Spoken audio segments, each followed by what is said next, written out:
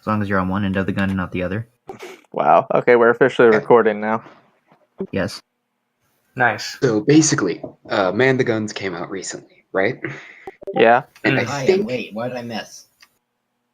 the Guns came out recently, and I think Man the Guns is kind of like the perfect example of the problems and successes of the Hoi 4 dev team. What do you By mean? that I mean, it is a buggy, glitchy mess that needed a day one hotfix to Wow. actually make sure that everything that they put out previously worked with it. See, I haven't played it that much. Like, I do know that oil is a huge pain in the butt if you're anything less than the United States or the USSR. But then if you are the United States or anywhere with oil, you're like super broken, right? Yeah. You can get like 1944 steamships in like 1938. Yeah, like I tried playing as Greece, and like the moment I sent my fleet out, like my oil just tanked. There was like nothing left. It was just like woo, plop. But yeah, No, for real. The what's it called? The fucking the thing is, it's broken, it's unbalanced, it needed a fix, and it still has a ton of issues. Tell that they put in a ton of work and they really cared about it. yeah, it is kind of crap, but you know. And the Mexico tree, like it has a long list of different options you can take that intertwine with each other, that have multifaceted ways of going about it, through civil wars, through decisions, through focuses. But then you know what happens? Sense. None of you can be getting fascist push right when you're going down the communist tree. You can be getting you privatize to become communist. You have welfare when you go fascist. It's so weird and messy, and it feels like it was rushed out. But there's so much of it that you can tell they really cared. It's a complete mess, and it's confusing as hell. Yeah, like the Mexico tree is pretty interesting if it all worked, like well with the rest of the game. But like every game I've had, there's been a civil war, and it does nothing. Like it just a pop up and then they're dead. That's it. That's usually that's what they're intended to go with. It's meant to slow them down, because Mexico, once they get their ball rolling, they can be really powerful, because they basically can get all of Central America, which is a bunch of free mill factories, free civ factories, bunch of manpower, bunch of resources. Then they get the decision to invite basically all of Latin America and all of their communists into their. So they're really strong. The civil wars aren't meant to beat them; they're meant to slow them down. Wow! And then Trump sweats nervously. Of course. And then, of course, you get the cores and claims over Mexico and California and New Mexico, and you push into there. Trump which sweats I personally more nervously.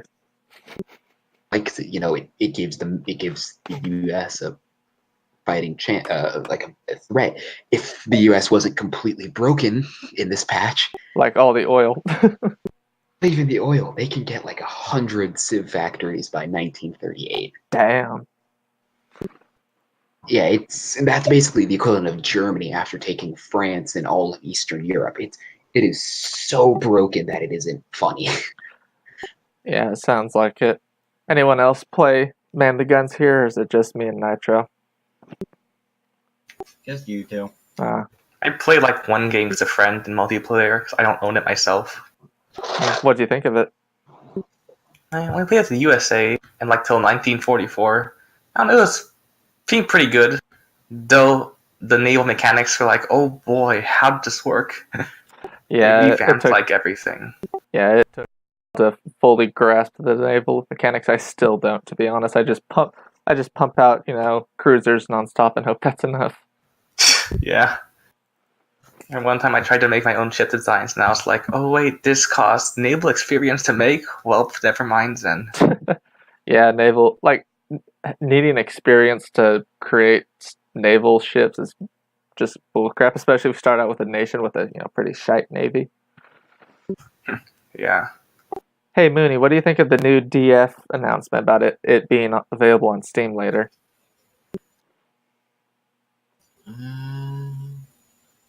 Any thoughts? Good, bad? Are you We positive? can't hear Mooney.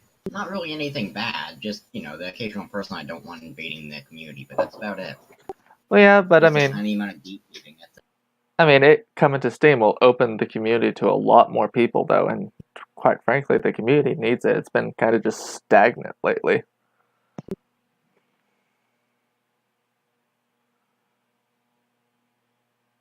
I don't know.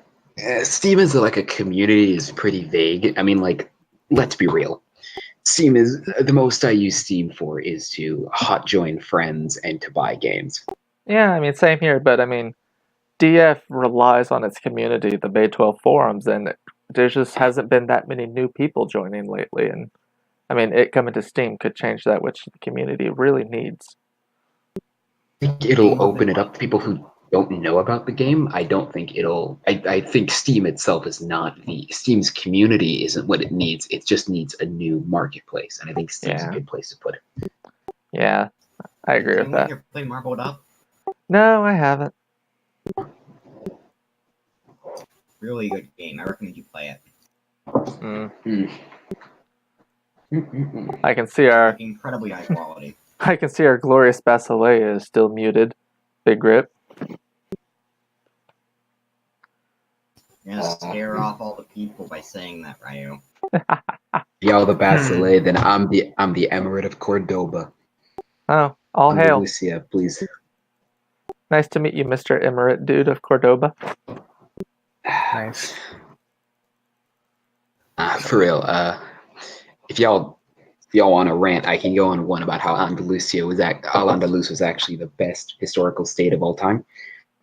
But I'll spare that for later. I actually don't know much about Al-Andalusia. Like, I know it was in Iberia and North Africa, but other than that, I don't really know much. Honestly, it was a G of a state. If you want to talk like religious harmony, arts, humanities, government structure, social movement, social mobility.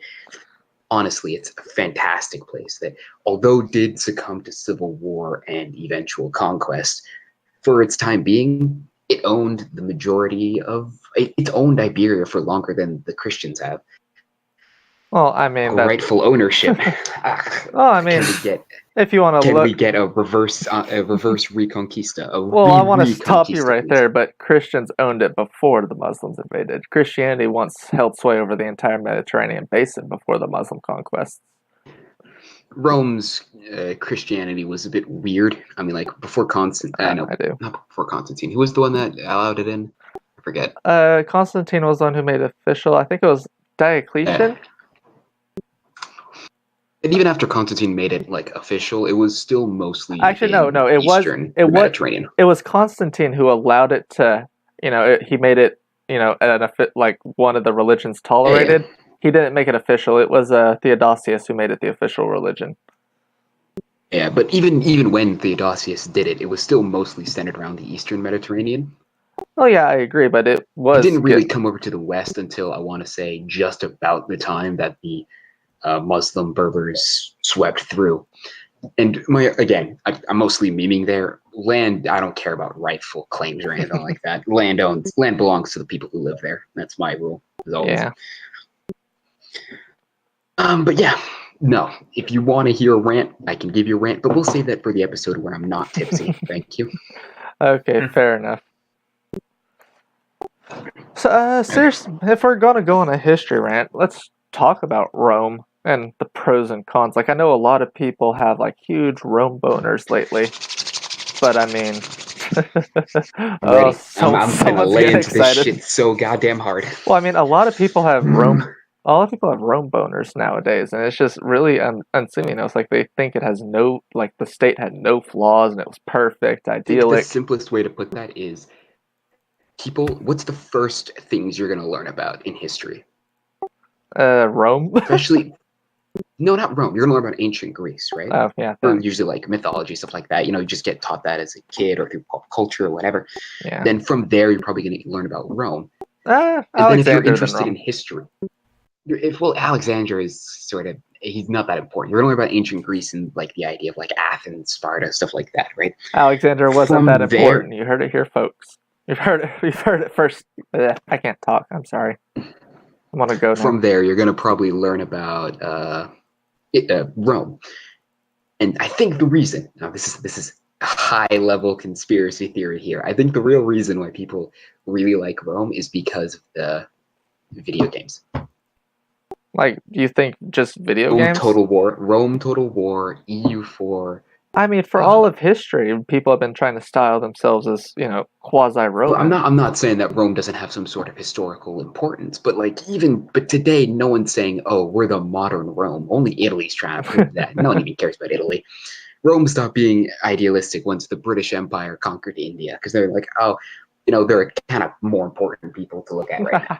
Like, people stopped caring about Rome when Byzantium got sacked by the people coming to save it. Like 1204 was the end of the Roman golden age. Even the Rome Byzantines hype, in my stopped. opinion. Even the Byzantines stopped referring to themselves as Roman and started calling themselves Hellenists. Yeah, no one then they're like, okay, yeah, no one really respects us anymore. Let's just ditch the whole togas and spears and go with the whole kebabs and gyros. That's basically what we're at right now. The emperor did call himself the Basilius de Roman, though, still, but it was just ceremonial. He was wrong. He was wrong. I mean, it's just like the King of Spain today. The King of Spain still holds the title King of Jerusalem, despite how ridiculous that is. Yikes, that's a big ol' L. But, okay, yeah, so I'm going to assume think about it. Look at EU4, right? One of the more popular... popular history games. Grand strategy. One of the big things you can do there is form Rome. 1 through 6, the nation that's always there is Rome, and you're not going to want to play as like America or something like that. You're going to try and go for the nations that you probably... And also, people have the coolest. And one of the fan favorites to play as is, Byzantium, and mostly because of the difficult start, but also for the role playing. That's an EU4. That's a bit different. I'm talking about the fact that Julius Caesar is a known figure, so you know him. Plus, Rome has an aesthetic to it that people Actually, seem to like. In Civ 6, I was happy they put Trajan in. That was a good change of pace. I was happy. I agree with you there, but I think we're firmly in the point where Rome is on the internet. The internet historian circles. Historian has the big air quotes around it. Like the top dog in terms of like civilizations. And everyone else like, oh, they're like Rome. Oh, so they're clearly okay. Not knowing that Rome was basically Qing China, but without any sort of like cool flag going on. Oh, wow. Yeah, I agree. And you can't beat a freaking dragon. Like, look at the Welsh flag. Oh, hey, it's hell. A dragon with a ball is the coolest flag ever. You said no one cute. can at me on that. Actually, no. Take that back. Coolest flag, in my opinion. I gotta go with the what's it called? With the Maryland state flag. Ooh, yeah. Wow. It's I like multicolored. myself. Hong Kong's a good flag. Okay, it's no like. This is every little bit of our state whittled down into one thing. Confusing, a brightly colored mess. We're on it. Red, and it's very good looking. And that's Maryland in general. You can't deny that. Yeah, I suppose so. But back to the Rome thing. I mean, yeah, they did good, but I do agree that it's getting blown way out of context by people who want to glorify it. I agree there. Yeah. That said, I liked it in Civ 6 where they included Trajan. That was pretty cool. Like, meanwhile, most of us are just hanging around and doing absolutely nothing. Okay. How about this? Better topic. Okay, do you guys think that Apex Legends is better than Fortnite? And do you think it'll be more of a cultural impact? I have never played any Battle Royale except for that joke of a game. What was it? It was a totally accurate Battle Royale. There's no way in hell that is a accurate battle.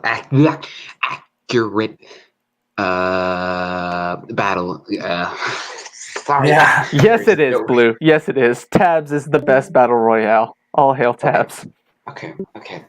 Personally, I think Fortnite's still a pretty big thing because those Hey, dances. guys.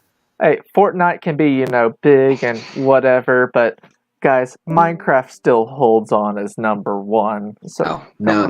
I disagree. That's, I think Minecraft's old plastic. Minecraft's lost its. kids. I think it's lost its cultural relevance. Fortnite has defined the new modern era. Hey, Actually, 100 hold subscriber up. goal. Once we hit it, we'll do a Minecraft LP. Actually, hold up. Actually, I would say the games that are probably the most culturally defining in terms of like global popularity. I would Zelda. probably say no Mario. popularity. No, FIFA. FIFA? FIFA. Yeah. Why? Yeah. Like Madden? Just No, not Madden, not 2K. FIFA. You're a bit too drunk. No, I'm not. Let's hear the explanation. You gotta hear me. Okay. What the most popular sport in the world is soccer by far. Not a question there. It is the most popular Yeah, sport I in the agree world. with you there, but saying FIFA And as you're a culturally kid, you're gonna get a game. If you're gonna you're going to get a video game that is going to introduce you into the world of gaming. As a kid, you're gonna get what you know best. And what is the game that you know best? Probably the sport you've been playing since you can walk. Wrestling? I mean, And Hal has a point. Like you see it. You trust me. Like anywhere, like outside of the U.S., like kids in like fucking Brazil, Venezuela, Mexico, wherever, right? And not even there, in Africa, in Senegal, in Nigeria, in Ethiopia, right? All these places, everyone is playing football when they're really young. Everyone is playing and soccer. All right, whatever. You guys know what I mean. And so everyone is playing soccer and football, and because of this, that's going to be their first big thing. That's going to be their first major obsession. So then from there, springboard, you want to get them into gaming. That's going to be their game they're going to pick up first. Still see played most around college campus. Not Fortnite, not Overwatch, not Minecraft. It's FIFA. Well, I mean, FIFA. It has single-handedly brought over people who are not gamers into the gaming community. Okay, I think I'll agree with you on that part, bringing in new people. But FIFA is not the most impactful game ever. I'm talking pure culture in terms of like which game matters the most. Matters the most. Which game is probably the biggest, has the most recognition, has the most cultural influence. And I still think I'm right to that. I still think that it has the most cultural influence on the general population. If you want the game that has the most impact on like gaming culture itself, alien of gaming, if you would. Ocarina of Time. You're not wrong. Or 64.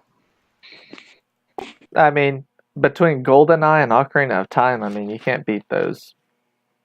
I think it's 64 because 64 brought the idea of 3D platforming and 3D gaming in general into the forefront. So you're just saying like 3D. I believe 64 came after Zelda.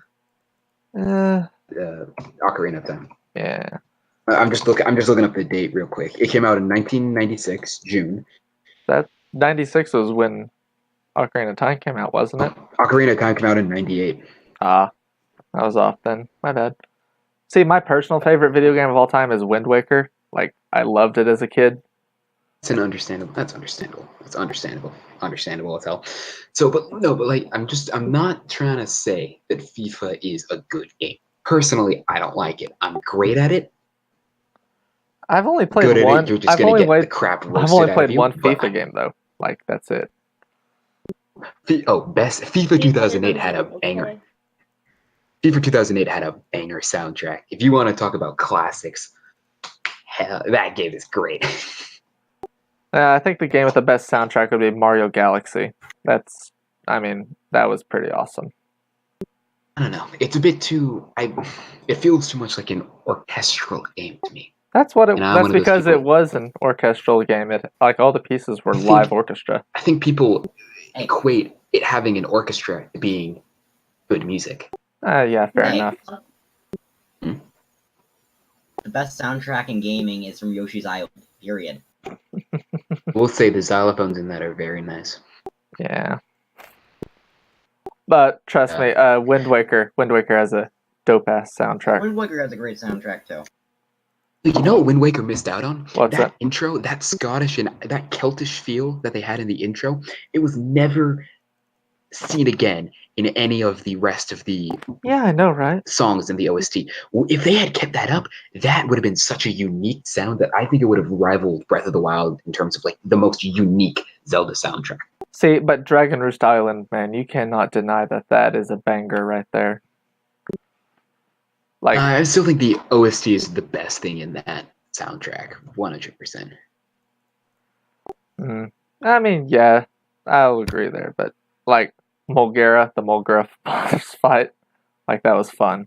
Like it wasn't hard by any stretch of the imagination, but the music was fun. Definitely. I don't know about like, because you gotta, if you're trying to define the best OST, you gotta say, okay, this is the game that I'm not only gonna listen to. It has to work. It has to work as both mechanically functional within a game. So it has to replicate. It has to replicate what you're feeling in the game. It has to replicate what you're doing in mechanically, right? But it also has to be good enough that you can say, I want to buy this on its own and listen to it on its own. Yeah, I guess so there. Alright, so question. What on like listing, what is your top 5 favorite video games of all time? Just for you, Nitro. Okay. Top 5 video games, personal. Okay. Spitballing here. This is going to be completely random because I think my top 5 changes about every week. So 5. We'll go with number 5. First off, pretty simple, pretty easy. It's gotta be 2. Currently, the game that I still play through the fastest. I'm not trying to speedrun it. You cut out a bit there. What was the game? Pokemon Black and White 2. Currently, it's my favorite Pokemon game, mostly because I think the design is super tight and solid. I think where you go, you have a balanced amount of exploration and a balanced amount of linear pathways.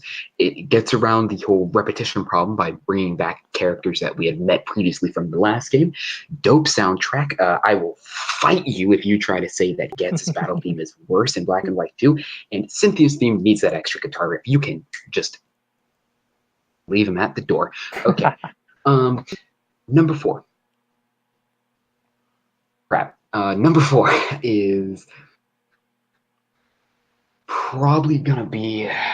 Well, I mentioned it before. I think it's FIFA 2008. It's the game that I have the most sort of memories for it. It's a game that I love playing as a kid. It's a game that I still go back to nowadays if I want to play with friends who aren't really into gaming. And I think it has one of the greatest soundtrack. It has one of the greatest, in general, collection of pop songs that I've almost ever seen in a game. I think it has a really unique style in terms of that, and I think that's what carries it alone. And I think after that, they just started repeating the same concept over and over and over again, and I think that's a problem. Number 3, I'm going to take a bit of a hot take here, Undertale. Okay, look, you can hate. The fandom I hate, yes. The fandom I hate. That's whatever. I think I don't care. The game is still solid, and it brought to another level after 2014. I think after that, it became culturally acceptable to make indie games that have a meta focus. I'm gonna cut you there, but if you're gonna talk about Undertale, you gotta talk about One Shot. Like One Shot beat it by over a decade. One Shot is mandatory. Yeah, Hat in time. I understand One Shot's importance in developing Undertale's story, and its superiority to Undertale in many ways. But if we're gonna talk about success, okay, by just success, then yes, cultural importance. But yeah, it's One Shot does need to get recognition here. Like you can have Undertale as your number 3, but One Shot does need some recognition here. It broke the fourth wall a decade before Undertale.